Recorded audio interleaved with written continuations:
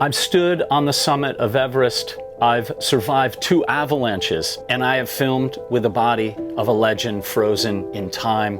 But the most dangerous mountain I've ever faced is just a few miles from my front door.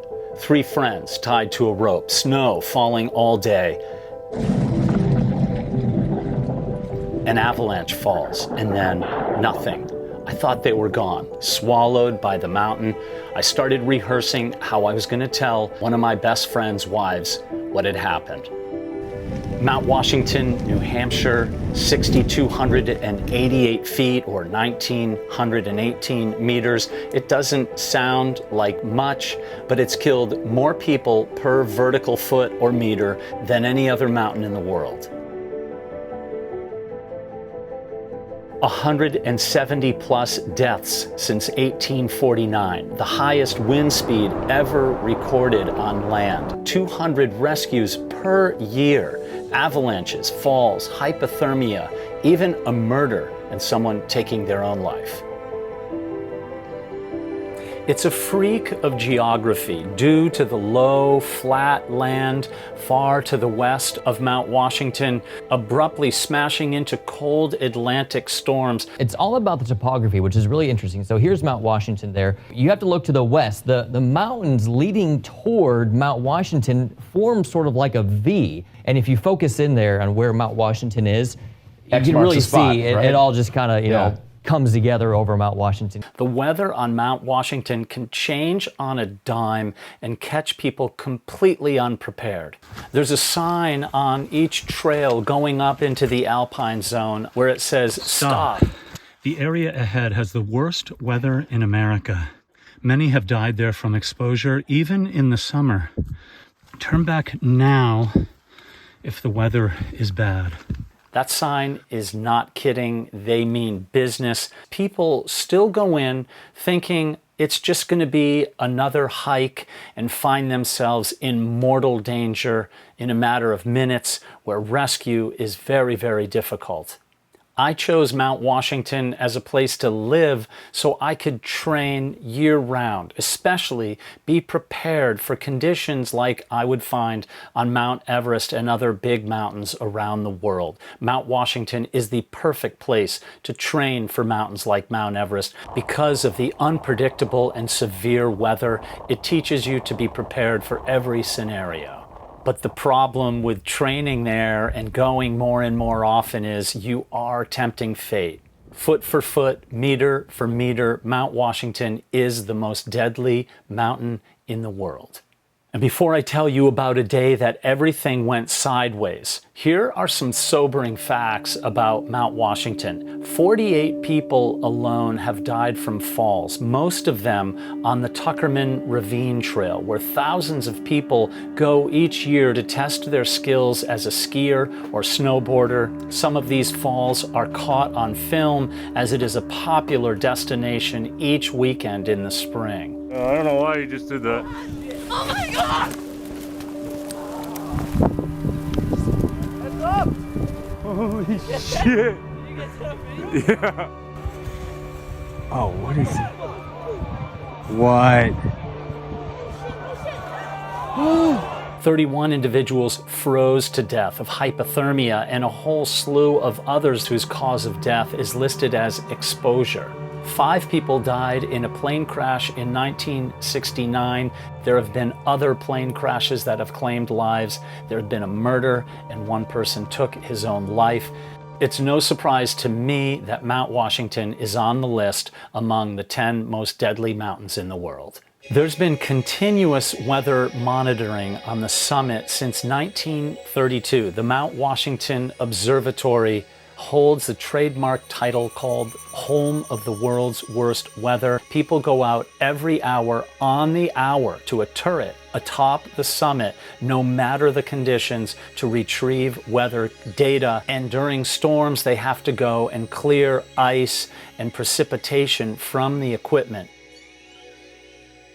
One of the reasons that Mount Washington is so deadly is its proximity to a large population. It's just a few hours drive north of Boston. It's west of Portland, Maine, and south of Montreal, Canada. It draws hikers, tourists, climbers, sightseers from all around the world. On a normal hike, on a beautiful summer day, you hear many different languages. Ultimately, the mountain is so deceptively accessible, it draws people to the mountain that have no idea just how powerful and how quickly the conditions can change. There's also a cog railway built all the way up to the summit, which was built in 1869. You can get up on a train that clicks you literally right to the summit and the center where there's a museum on the summit, concessions, places to view, and an observation deck. And the Mount Washington Auto Road,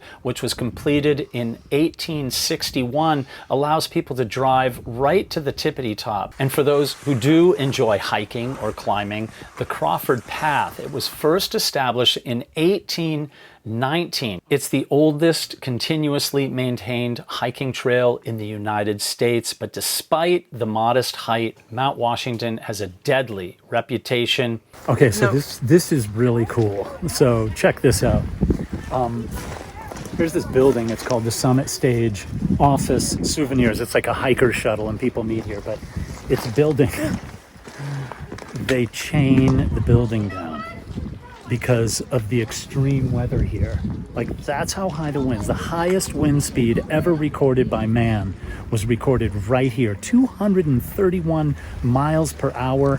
And for those people who work in meters or kilometers per hour, I'll put that on the bottom. I don't even know how to convert that, but that is a lot of wind speed. And every year, many times, the wind speeds eclipse 100 miles an hour. Absolutely phenomenal.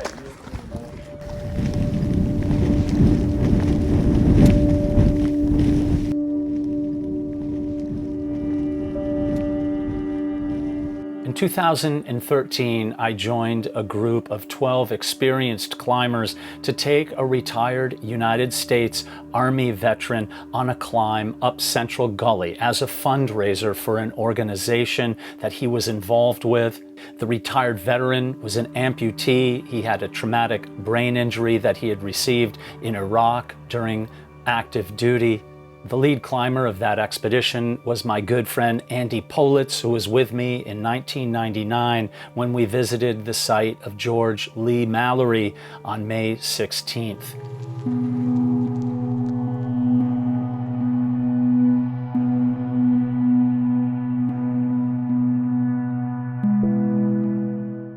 Fate has a strange way of looping back and revisiting. Maybe it was a lesson that I needed to learn, having been in a pretty significant avalanche on the Moose's Tooth in Alaska 10 years previously. It was a close-knit group of climbers from all over the United States. We stayed at the Harvard cabin in Huntington Ravine that was built nearly 100 years ago, and the Harvard cabin was built by the Harvard Mountaineering Club. This is the NOAA weather radio station KZZ41 broadcasting on a frequency of 162.50 megahertz from the Mount Washington Observatory on the summit of Mount Washington in New Hampshire. As we headed out the door to check the avalanche conditions, we felt that it was okay to keep moving upward. The conditions were light to moderate, and we felt, given our level of experience, going forward was totally okay. Snow fell all day long. Thank you. We'd like to let you know we're at the rescue cache. But we kept pressing on. It was slow moving, as the veteran we had, as I had said, was an amputee, and it took a little extra time just to do even some of the easy low-level stuff, but especially on the steeper snow-filled gully areas, it was extremely slow moving. Things began to deteriorate as we climbed, and we took a long time to get through some rocky sections and up into the steep area near the middle of Central Gully. We were 4 ropes of 3 spread out toward the left side of Central Gully. I was on the front rope in the middle so I could stop and film whenever necessary to look down on Andy and the others on the rope. From the bottom all the way up, well past the middle of Central Gully, the snow was not very deep. It didn't trouble me one bit about any possibility of avalanche danger. At the same time, Andy had been punching holes in creating footsteps so that the prosthetic leg would have a platform to stand upon to take the next step up. And there was a modified snowshoe type crampon that was on the bottom of that prosthetic. Occasionally, that leg would sink very deep, almost to the knee, so it did slow things down tremendously. And I think what was happening really that day from a psychological standpoint in terms of 12 people in a group was we were all putting our heads down and understanding that it was going to be a late day. We were going to stay up at the summit that day with the Mount Washington Observatory staff in the living quarters at the summit.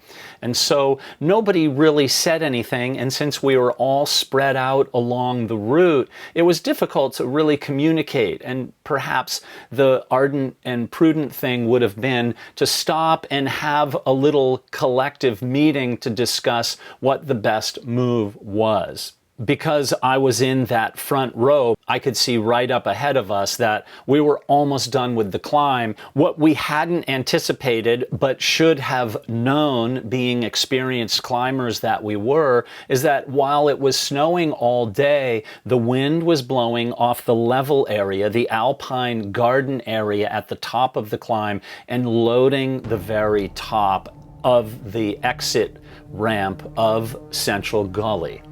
Right at that time, I stopped and looked over and filmed Andy as he prepared a little platform where he was going to make an adjustment to the prosthetic crampon snowshoe. Something washed over me in a way that has literally never happened in my life before or since. I became so completely aware and positive that we were just about to have an avalanche that I looked ahead of me and I said, Jake, cut left real hard right now. Let's get to that rock wall over there. My thinking was, we'll get over there, then when Andy is done fixing the crampon, we'll move him over. But they were not in a position to move at all. So I figured, let's get ourselves out of the way.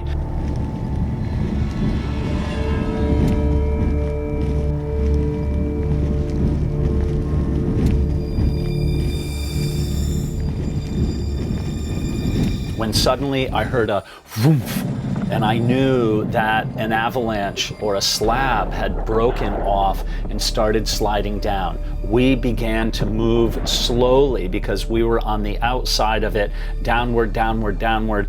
I fell backwards and was completely upside down, facing up. So my head, with a helmet on, was facing downhill, facing a several hundred meter, over 1,000-foot fall. My thought immediately was, if I hit a rock, I'm gonna break my neck or crush my skull. This could be it.